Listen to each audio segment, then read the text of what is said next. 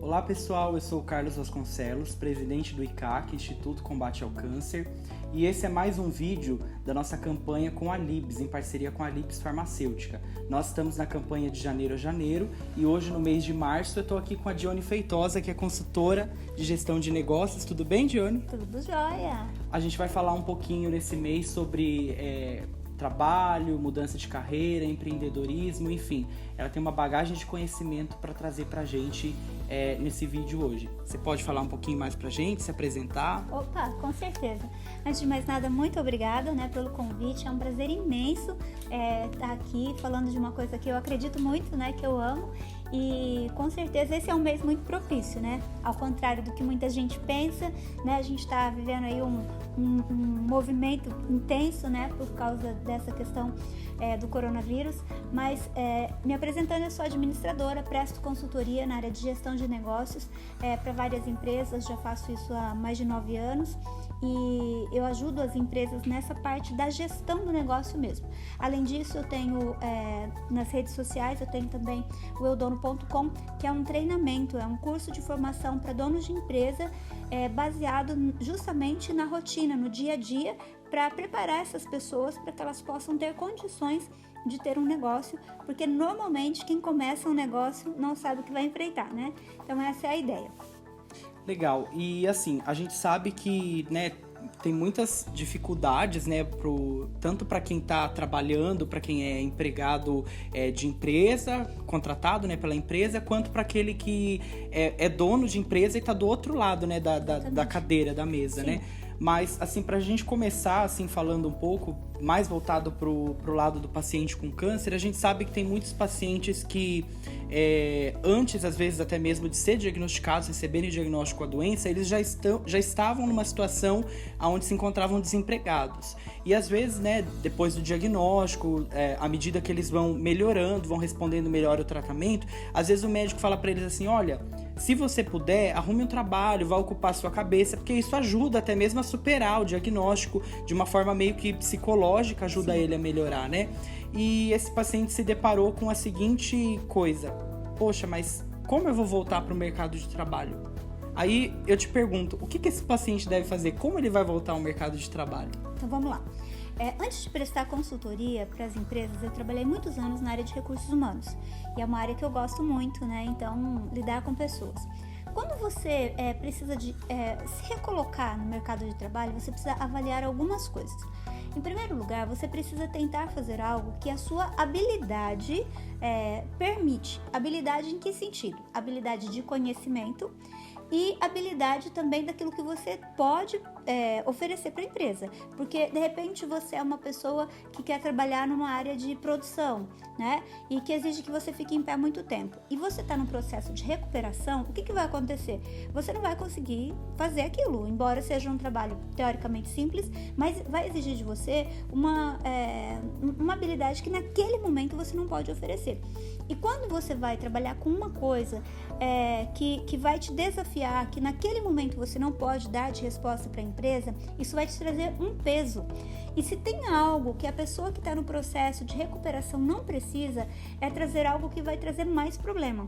Então, é muito importante, de fato, que a pessoa arrume uma recolocação, ela ocupe verdadeiramente a sua cabeça, mas ela possa fazer esse filtro, identificar o que é que ela pode fazer. Então, de repente, hoje a gente tem muitos trabalhos que podem ser desenvolvidos em casa, mas se a pessoa precisa sair de casa para ir para a empresa, ela identificar o que ela pode fazer, Então, em parceria, inclusive na entrevista de recursos humanos, tentar conhecer um pouco mais, perguntar um pouco mais sobre a função. Não é ruim, não é deselegante, não vai fazer a pessoa perder em nada com relação a isso, mas é muito importante que a pessoa não assuma um compromisso que ela não vai poder fazer, porque senão ela realmente vai trazer culpa, ela vai trazer algumas coisas que não vão agregar em nada nesse processo de recuperação, que já é bastante doloroso em todos os sentidos, Pode até prejudicar, porque acaba afetando o psicológico. Exatamente. E isso acaba acarretando outros problemas como ansiedade, pânico, depressão. Exatamente. Que são doenças que o paciente que já está com uma doença tão grave quanto o câncer não precisa passar por isso, Exatamente. Então, assim,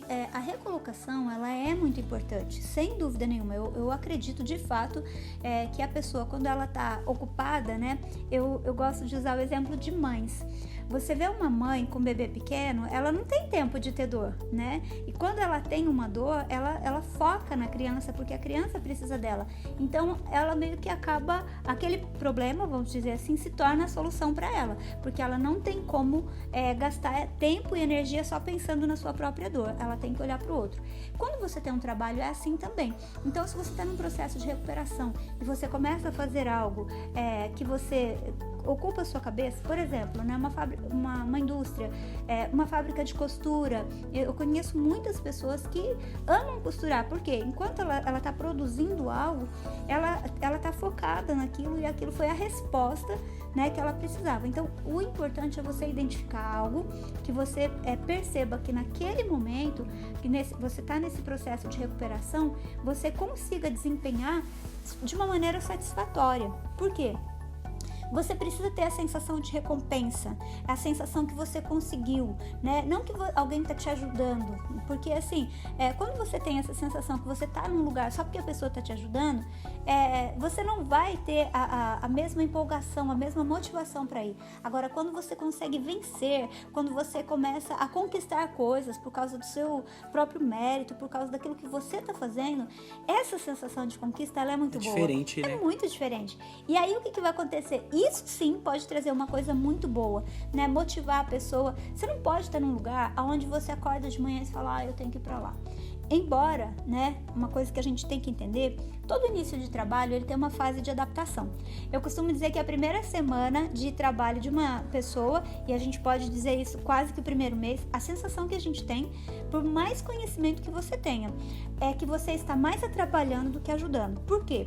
Mesmo que você fizesse a mesma coisa em outra empresa, a cultura, ela muda de uma empresa para outra. Então, você não sabe onde está nada, você não sabe com quem você fala, você não sabe o padrão que a empresa tem. Então, teoricamente, na primeira semana existe mesmo esse desconforto. Então, a fase inicial, ela precisa ser rompida, né? Essa fase inicial, ela vai trazer mesmo alguns desconfortos que a pessoa vai precisar romper, isso é fato. Mas esse vencer essa primeira fase não pode, passei 1 mês, 2 meses, 3 meses, 4 meses, e esse trabalho é um fardo pra mim, isso não é pra ninguém, tá? Não é só pra quem tá se posicionando novamente no mercado de trabalho, não, isso é pra todo mundo. O trabalho, ele precisa, a gente precisa ter alegria, né? Você precisa ter prazer naquilo que você tá fazendo, você precisa levantar de manhã e falar, não vão ser todos os dias, né? Tem dia que a gente não tá com a mesma pegada, mas de modo geral você tem que, né, levantar e falar, não, poxa, que legal, eu vou fazer isso, né, tô indo trabalhar, vou gerar tal coisa. É muito importante a gente ter essa sensação de que a gente está produzindo. Legal. E aí, puxando assim um gancho para uma outra linha de pensamento, né, seria a questão de quem já está trabalhando, mas tem essa questão de mudar de ter uma, por exemplo, a pessoa tem uma sequela, a paciente tinha um câncer de mama e precisou fazer uma cirurgia que acabou tendo como consequência o esvaziamento axilar. Certo. Quando ela faz essa cirurgia, ela acaba não tendo mais a mobilidade de levantar o braço. Tem muitas pacientes que ficam com linfedema, o braço fica muito inchado e elas não têm mais a mobilidade que elas tinham para trabalhar naquele trabalho que elas estavam trabalhando. E muitas delas não conseguem se aposentar por invalidez ou não querem se aposentar. A gente sabe que também o INSS, às vezes, elas acabam encontrando algum entrave ali para conseguir reclamar o direito delas. E muitas acabam precisando ter que trabalhar mesmo assim. Aí, para esses casos, ou para as pessoas que querem mesmo mudar de carreira espontaneamente, o que elas têm que analisar? Porque até então, pelo que a gente viu até agora, as pessoas devem analisar com o RH, ver como que elas podem voltar ao mercado de trabalho, até mesmo conversar com eles, e tudo aquela coisa dentro do limite delas, né? Sim. Mas e para quem quer mudar de carreira? Como é que a gente pode fazer?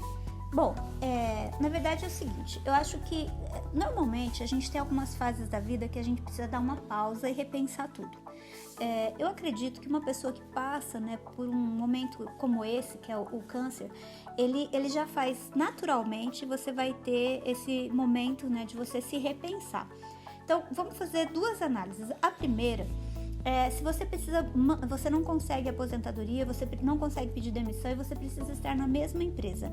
Sem dúvida nenhuma, você precisa conversar, né, com a empresa. Normalmente, né, pelo menos nas empresas que eu já trabalhei, o RH ele tem um papel fundamental nisso, né, e o RH ele tem esse papel de mediador. Os donos de empresa também, normalmente são muito acessíveis, assim, dentro de uma normalidade, de acordo com a empresa, para ajudar a pessoa a estar em uma função onde ela consiga realmente entregar algum resultado, né? Porque é importante para a empresa e é importante para ela também. Agora, quando isso não acontece, ela precisa de uma revisão de carreira, é muito importante a pessoa pensar, talvez, o empreendedorismo, sem dúvida nenhuma, é uma das coisas que é fundamental. Então, talvez, se você precisa sair daquela empresa, a conversa, né? Realmente tentar se desligar da melhor maneira possível, se for o caso, né? E se você for empreender, é muito importante que você identifique uma área, que você tenha uma paixão, que você tenha alguma identidade. Se você for fazer uma pesquisa com as empresas que fecham nos primeiros 5 anos, você vai descobrir, e infelizmente esse número é muito alto, as pessoas vão descobrir uma coisa assim que existem os aventureiros, né? Então, por exemplo, o Carlos, ele abriu uma empresa que produz bijuteria.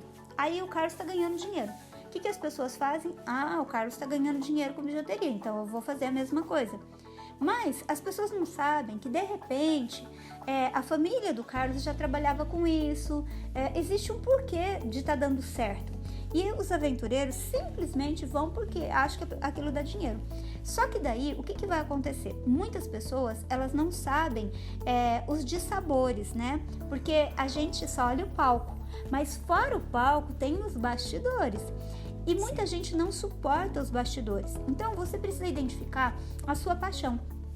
Vou te dar um exemplo. Uma pessoa que não gosta de trabalhar final de semana, como é que ela vai ter um restaurante? Uma pessoa que não gosta de lidar com o público, como é que ela vai ter uma lanchonete? Tá todo mundo ganhando dinheiro, mas eu não gosto de lidar com o público. Você entende? Então, você precisa ter algumas habilidades mínimas para aquele negócio. Eu quero montar uma confecção própria, mas eu não gosto de trabalhar sozinha. E aí, eu não consigo, nesse primeiro momento, trazer pessoas para trabalhar comigo. Eu não gosto de ficar fechado num ambiente. Você entende? Então, você precisa ter uma identificação com aquele negócio que você se propõe. Por quê? Uma das coisas que faz, então, as empresas fecharem é justamente porque a pessoa não avalia isso. Ela acha que se está dando certo para um, vai dar certo para ela também. Então, se você conhecer a história, se você estudar a história das pessoas que foram bem-sucedidas, elas normalmente não começaram só pelo dinheiro. É lógico que tem a motivação financeira, mas elas se identificaram com o negócio. Você entendeu? Então, você pega o Alexandre Costa, da Cacau Show, por exemplo. Você vai pegar a história dele, você vai descobrir que ele queria realmente uma coisa que ajudasse na questão financeira. Tinha uma paixão por trás, né? Mas aí, quando ele começou a fazer, ele começou a se identificar com o negócio. Tanto é que é uma potência, mas mesmo assim, se você perguntar o que é que ele mais gosta de fazer, descobrir novas receitas, falar sobre produto. Então, é muito importante, quando você for mudar de carreira, você tentar fazer algo que você é apaixonado. Agora, não basta ser apaixonado, tem que ter o quê? Mercado. Então, quando você vai abrir um negócio, você precisa estudar o mercado. O que é o mercado? É o segmento que você vai atuar. Então, como é que está esse mercado? Ele tá tendo uma crescente? Estudar os concorrentes, né? Que serão seus concorrentes ali. Essas pessoas, como é que tá? Quanto tempo de empresa elas têm? As coisas estão acontecendo? E outra coisa, quando eu vou abrir um negócio, eu preciso perceber, mesmo que não seja na fase inicial, eu tenho que buscar gradativamente um diferencial.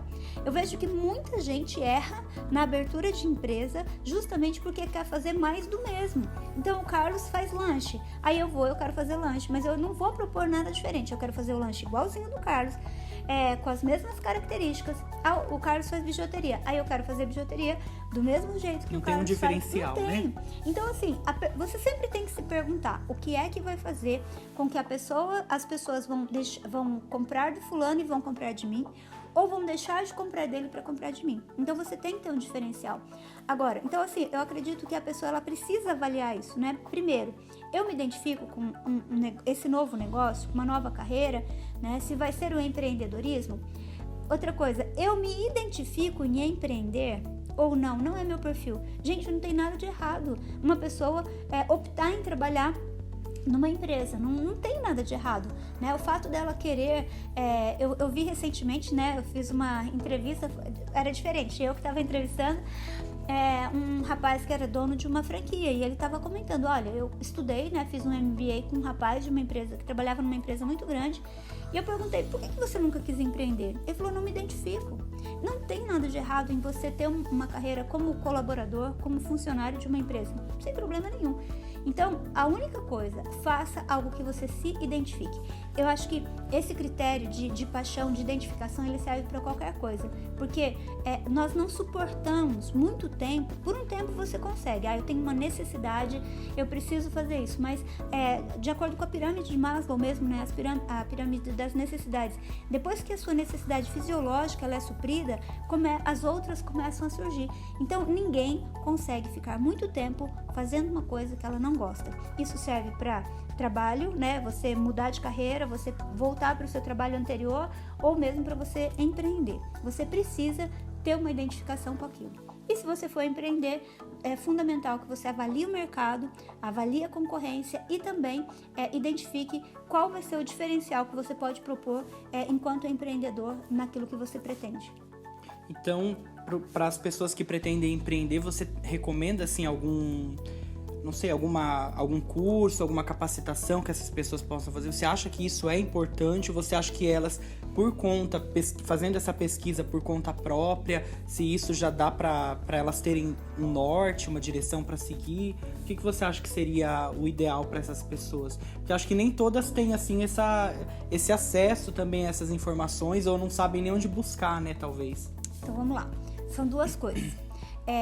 Um dos outros motivos, né, do causa-mortes dessas empresas com menos de 5 anos é justamente a pessoa não estudar o mercado com mais tempo. Então, estudar é fundamental, fazer cursos é fundamental. Agora, você tem o curso na parte técnica, que é aquilo que você pretende desenvolver, e você tem o curso na área que você precisa se aprimorar como dono de empresa. Fazer pesquisas por conta própria é possível? Mas só que você vai perder muito tempo, entendeu?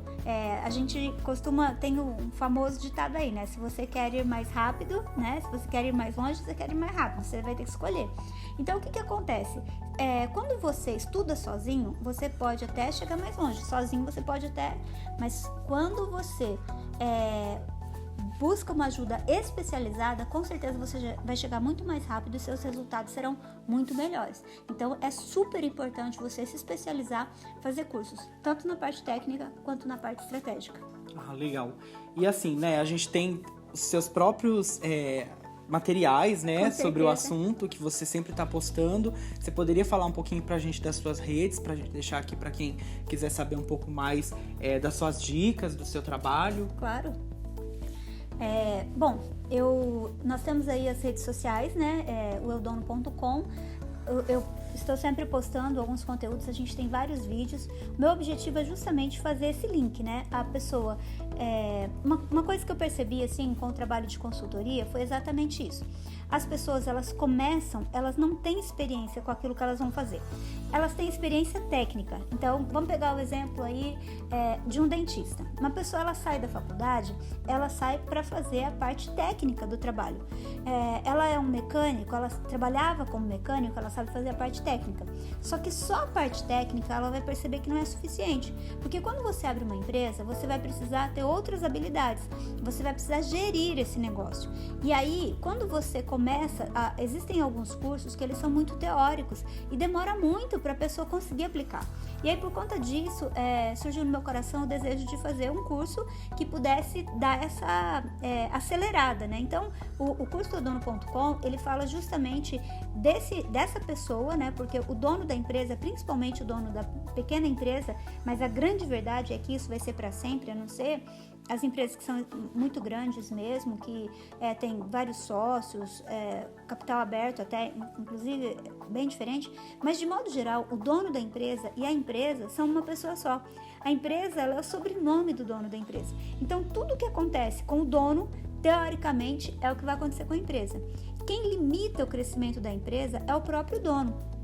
conhecimento que ele tem. Então, por isso, o eudono.com. Eu sou o dono, né? Então, eu tenho que definir ali o caminho que a gente vai seguir. E a ideia é justamente isso, a gente tem um curso, né, de formação para donos de empresa, justamente para pessoas que, de repente, querem fazer o seu negócio decolar de uma maneira mais rápida, aprender melhor.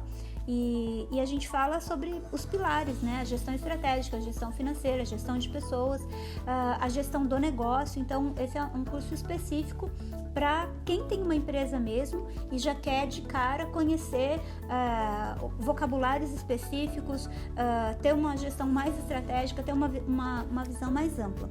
E é muito importante, né, você fez essa pergunta aí dos cursos, porque o que acontece? Eu mesmo estudo bastante e eu procuro coisas bem segmentadas. Por quê?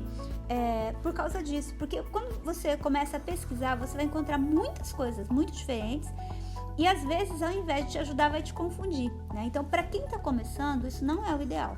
Então, por exemplo, você vai fazer, eu quero trabalhar com confeitaria.